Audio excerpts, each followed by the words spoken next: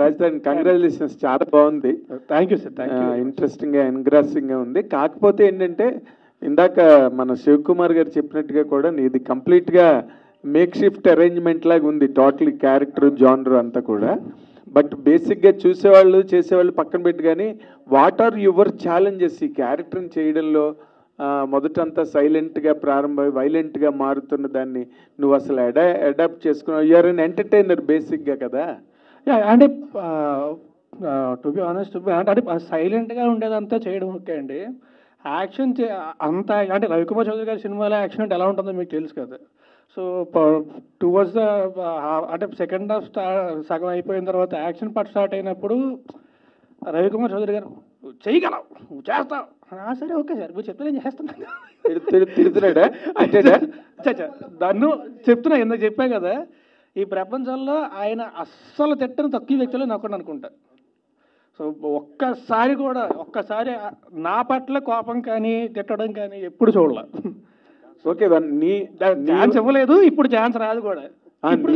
ఇప్పుడు మీరు తీసుకోలేరు, ఇప్పుడు మరీ క్లోజ్ అయిపోయి ఇప్పుడు తీసుకోలేరు ఆయన.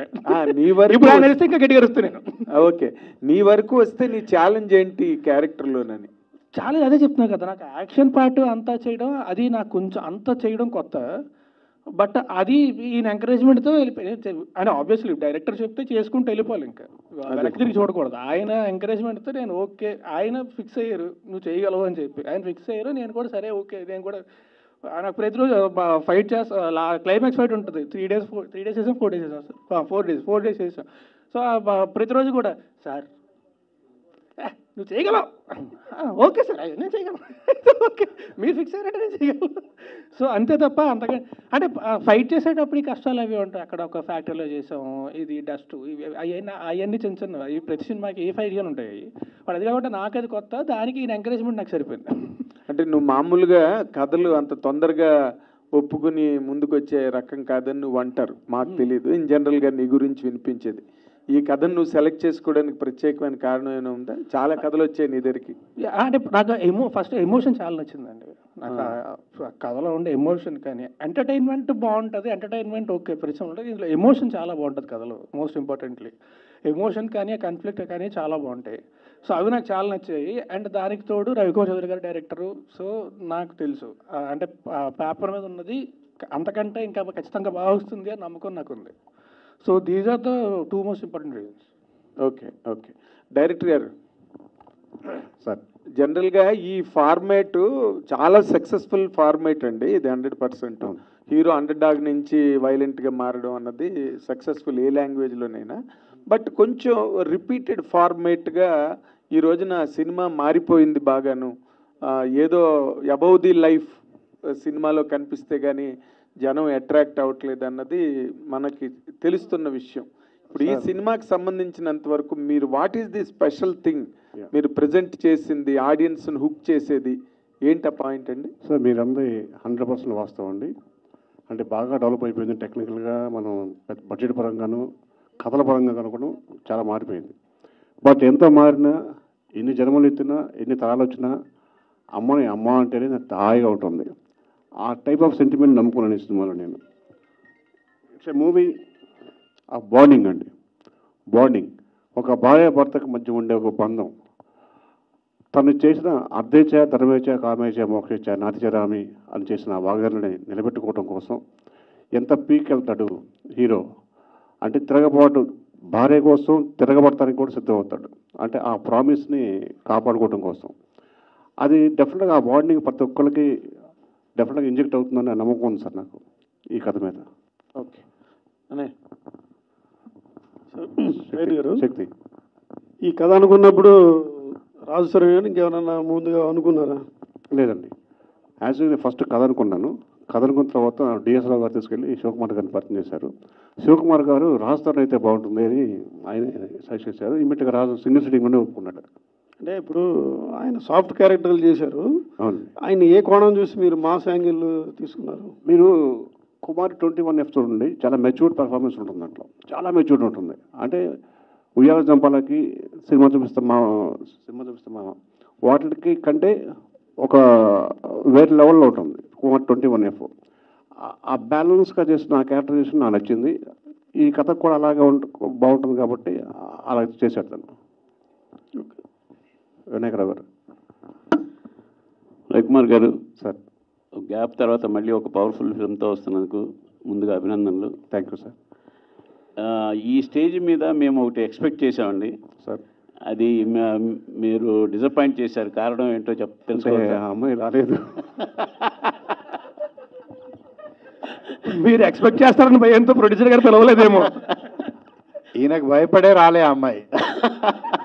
ఆవిడ రాలేదా, మీరు పిలవలేదా? శివకుమార్ గారు నమస్తే అండి. రవికుమార్ చౌదరిని డీల్ చేయడం చాలా కష్టం అంటుంటారండి బయట ఇండస్ట్రీలో టాకు.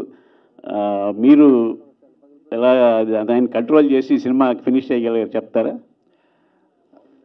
అది కరెక్టేనండి, మీరు చెప్పింది 100% కరెక్టే, అది జగమెరిగిన సత్యం. కాకపోతే ఏంటంటే ఇవన్నీ దృష్టిలో పెట్టుకొని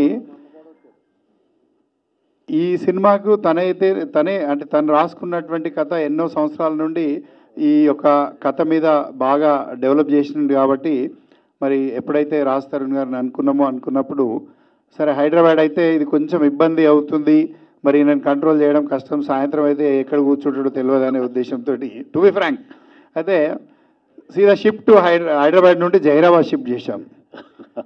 అక్కడ ఏంటంటే ఈయన ఇంట్లో రూమ్లోకి వెళ్ళే ముందు సీసీ కెమెరా ఉంటుంది, బయటకు వచ్చే ముందు కూడా సీసీ కెమెరా ఉంటుందని. అక్కడ అందులో దోమ దూరినా సీసీ కెమెరాలో కనబడుతుంది కాబట్టి ఆ విధంగా కొంచెం కంట్రోలింగ్ అన్నీ చేసుకుంటూ చేయడం జరిగింది. బట్ తను కూడా డెడికేషన్గా అంటే ఈ సినిమా చేసే ముందే మేము ఒక ఒప్పందంతో చేయడం జరిగింది. ఆ ఒప్పందంలో భాగంగా ఏంటంటే పూర్తిగా ఈ సినిమా అయిపోయేంత వరకు కొన్ని రెస్ట్రిక్షన్ తోటి మనం చేసుకోవాలి. ఎందుకంటే తనకు కూడా ఒక మంచి రీలైఫ్ కావాల్సినటువంటి అవసరం. రియల్గా చాలామంది ఏంటంటే ఒక న్యూ బిల్డింగ్ కన్స్ట్రక్షన్ చేయడం చాలా ఈజీ, బట్ ఒక ఓల్డ్ బిల్డింగ్ని మళ్ళీ డిస్మెంటలో లేకపోతే దాన్ని రిపేరింగ్ చేయడం చాలా కష్టమైనటువంటి పని. అయినప్పటికీ కూడా తను ఏ విధంగా అయితే చెప్పాడో అదే విధంగా చేయడం జరిగిందండి. దాంట్లో 100% I very thankful to director గారు. అండ్ దానికి తోడు టెక్నీషియన్స్ కూడా చాలామంది బాగా పనిచేయడం. మాకు పృథ్వీ గారు, అదేవిధంగా ఫైట్ మాస్టర్, కొరియోగ్రాఫర్ భాను గారు, ఇట్లా చాలామంది బాగా పనిచేశారు. మొత్తం ఆర్టిస్టులతో పాటు టెక్నీషియన్స్ కూడా. నేను మొదలే చెప్పాను కదా, ఎవ్రీవన్ ఈ సినిమా మాది మనది అనుకుని పనిచేశారు కాబట్టి ఇంత మంచి అవుట్పుట్ వచ్చిందని చెప్పేసి నేను ఎక్స్పెక్ట్ చేస్తున్నాను. సినిమా ఎప్పుడు రిలీజ్? మీరు ఇంత కంట్రోల్ చేస్తేనే స్టేజ్ మీద ముద్దంటే సరే ఓకే. కానీ మీరు అడిగేదానికి ఒకటి ఏంటంటే, నేను సినిమా కథ విన్న తర్వాత సినిమా షూటింగ్ దగ్గర నుంచి కూడా ఈయన చూశానండి. ఈయనకి వేరే దృష్టి కానీ వేరే ఆలోచన సినిమా తప్ప ఇంకేం ఉండదు. నేను ఈయన మ్యాన్షన్ హౌస్ ఈయన హౌస్ కూడా చాలాసార్లు వెళ్ళాను. అక్కడ కూడా ఒక బోర్డు ఉంటుంది, బోర్డు మీద క్యారెక్టర్లో కథ ఇవే ఉంటాయి తప్ప ఇంకేం ఉండవు. సో ఈ సినిమా తప్ప వేరే దృష్టి కానీ వేరే ఉద్దేశం కానీ ఏం తెలియదు ఈయనకి. సో ప్రతి క్షణం కూడా సినిమా గురించి ఆలోచించి సినిమా గురించి పనిచేశారు. చాలా ఆనందంగా ఉందండి. 32 సంవత్సరాల చరిత్రలో ఇంతసేపు ఇన్ని గంటలు కూర్చొని ఇంత హ్యాపీగా ఇంత ఫంక్షన్ ఎప్పుడు చూడలేదు. మరొకసారి మీడియా మిత్రులందరికీ మనసా వచ్చాకరమన్నా నమస్కారం చెప్తానండి. రవికుమార్ చౌదరి గారు సార్ ఇక్కడండి. సార్ యాక్చువల్గా మీరు శివకుమార్ గారి దగ్గరికి వెళ్ళిన తర్వాత రాజ్ తరుణ్ గారిని చెప్పారన్నారు. ఇంతకుముందు మీరు గోపీచంద్ ఇలా బాలకృష్ణ గారు ఇలా పవర్ఫుల్ అంటే పెద్ద పెద్ద వాళ్ళతో పవర్ఫుల్ క్యారెక్టర్స్ చేశారు కదా. అవునండి. అంటే ఈ సినిమాలో క్యారెక్టర్ ప్రకారం రాజ్ తరుణ్ చూస్ చేసుకున్నారా, లేదంటే ప్రొడ్యూసర్ గారు సజెస్ట్ చేశారని చెప్పి రాజ్ తరుణ్ గారిని తీసుకోవడం జరిగింది? లేదండి, 100% కథకి యాప్గా ఉంటుందని సెలెక్ట్ చేసుకోవడం జరిగింది. అంటే ఎవరు బాగుంటారు అంటే రకరకాల పేర్లు అనుకుంటున్నప్పుడు నేను మైండ్లో ఉంది, నాకు రాజధాని గుర్తు రాలేదు. నాకు ఇమ్మీడియట్గా శివకుమార్ గారు రాజధాని బాగుంటారు అని చెప్పాడు. ఆ విధంగా సెలెక్ట్ చేసుకోవడం అంటే క్యారెక్టర్కి సంబంధించి కరెక్ట్గా ఉండడాన్ని సెలెక్ట్ చేసుకున్నాం. అంటే కొంచెం లీన్గా వీక్గా కనపడే హీరో తర్వాత తిరగబడ్డం అనేది. అవునండి. రాజ్ తరుణ్ గారు అండి, మీరు ఉయ్యాల జంపాల అలా అంటే హ్యాట్రిక్ హీరో అనిపించుకున్నారు. దాని తర్వాత రకరకాల ప్రయోగాలు చేస్తూ వచ్చారు. దాంట్లో కొంతవరకు సక్సెస్ అయినాయి, కొన్ని అయితే సక్సెస్ కాలేదు. మరి ఇది ఒక ప్రయోగం అనుకోవచ్చా, లేదంటే పక్కా ఫార్ములా సినిమా కదా, దీన్ని అంటే యాక్సెప్ట్ చేయడానికి రీజన్ ఏంటి పర్టికులర్? నాకు చెప్పాను కదండి, నాకు ఒకటే ఎమోషన్ చాలా నచ్చిందండి సినిమాలోని. I love the emotion. And మీకు రవికుమార్ చౌదరి గారి సినిమాలు మీరు ఇంతకుముందు చూశారు కూడా. సో ఆయన ఇందులో దిట్ట. I know he can deliver it. ఆ స్క్రిప్ట్ ఆయన డెలివర్ చేయగలరని నాకు తెలుసు. అండ్ ఇందాక మీరు అడిగినట్టు మనకి ఇప్పుడు అన్నీ కొత్తగా వస్తున్నాయి కదా, ఇది మళ్ళీ రొటీన్ అవుద్దా, maybe this will be breath of fresh air. మనకి అప్పుడు ఏంటంటే సడన్గా ఏదన్నా వచ్చినప్పుడు ఇదేదో చాలా కొత్తగా ఉంది, ఏదో భలే ఉంది అనుకుంటాం. ఇప్పుడు అన్నీ కొత్తగా వస్తాయి. Maybe this will be breath of fresh air నా. So I hope it will be. అయితే ఇంతకుముందు మీరు మామూలుగా విలన్స్తో ఫైట్ చేయడం అనేది జనరలే, బట్ ఇక్కడ లేడీ విలన్తో ఫైట్ చేశారు, ఎలా అనిపించింది ఎక్స్పీరియన్స్? యాక్చువల్లీ లేడీ విలన్తో ఫైట్ చేయాలండి. అదే విలన్ అన్నారు కదా, విలన్ కొడితే లేడీ విలన్ భయపడిపోద్ది. ఫైట్ కానీ వాళ్ళ బేసిక్గా మా డైరెక్టర్ గారికి లేడీ విలన్స్ ముద్దు పెట్టుకోవడం తప్ప కొట్టడం ఇష్టం ఉండదు. అడిగి సీరియస్ మొత్తం డైరెక్టర్ గారిని కార్నర్ చేసినట్టున్నారు. లేదండి, fact, it's a known fact, it's everywhere. Proof కావాలండి మీ దగ్గర ఉంది.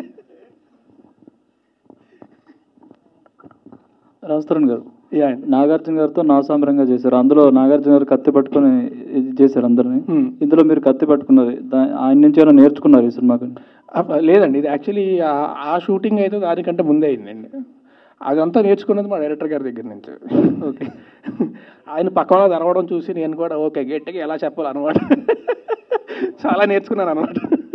అదే ఫస్ట్ టైం యాక్షన్ సీన్స్ చేస్తున్నారు కదా, ఎలా అనిపించింది? యాక్చువల్లీ నేను నిజంగా ఎంజాయ్ చేశానండి.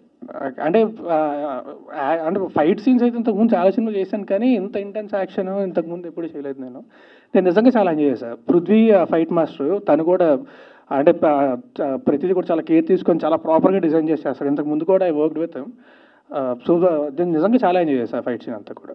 ఒకటే ఏంటంటే అదైతే ఒక కార్నర్ తుక్కు ఉంటుంది కదా, అదంతా ఎగురుతూ ఉంటుంది. షుగర్ ఫ్యాక్టరీలు చేసాం, వాసన ఒకటి, ఐదు ఒకటి, ఆ వేడి ఒకటి, ఇవి తప్ప చెరుకు ఇవి ఉంటాయి కదా, పొర ఇంతంత ఫ్యాన్లు పెట్టి ఇవి పెట్టి ఎగురుతూ ఉంటే కంట్లో పడి ఇది పడి అది కొంచెం తప్ప, otherwise I really enjoyed the entire action sequence. Okay అండి, విషయాలు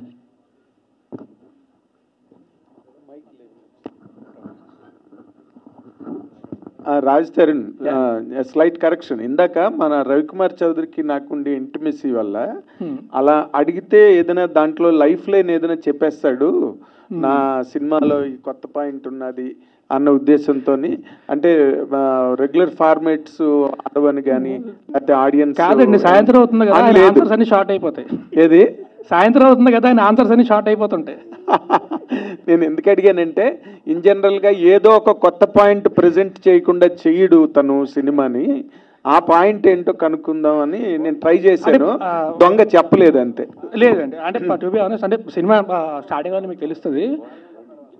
అదే సో బేసిక్ ఏంటంటే హీరో ఒక అనాథ, చిన్నప్పుడే తప్పిపోతాడు. సో తను ఏంటంటే తప్పైన వాళ్ళని వెతికి పట్టుకొని తిరిగి వాళ్ళ పేరెంట్స్కి చేర్చే క్యారెక్టర్ హీరోది. ఓకే. సో అండ్ తనకి ఏంటంటే తన లైఫ్లో తన గోల్ ఏంటంటే తనకు ఒక ఫ్యామిలీ కావాలి. Family in the sense family కూడా కాదు, అంటే ఒక ఫ్యామిలీలోకి పెళ్లి చేసుకోవడం, అయితే అవలోకలు పెళ్లి చేసుకొని ఫ్యామిలీ తయారు చేసుకోవడం, అది తన గోల్. సో తన క్యారెక్టర్ అదనమాట. సో ఎమోషనలీ చాలా తర్వాత కాన్ఫ్లిక్ట్ వస్తుంది, అదంతా చెప్తే ఇంకా అదే సినిమా ఎక్కడ అయిపోద్ది. బట్ బేసిక్గా పాయింట్ అది స్టార్టింగ్లోనే. సో క్యారెక్టర్ ఎమోషన్ అది చాలా స్ట్రాంగ్గా ఉంటుంది. ఆ తర్వాత దీనివల్ల దీంతో పాటు వచ్చే కాన్ఫ్లిక్ట్ కానీ అది చాలా స్ట్రాంగ్గా ఉంటుంది. So this is what I actually loved in the script. Good. All the very best.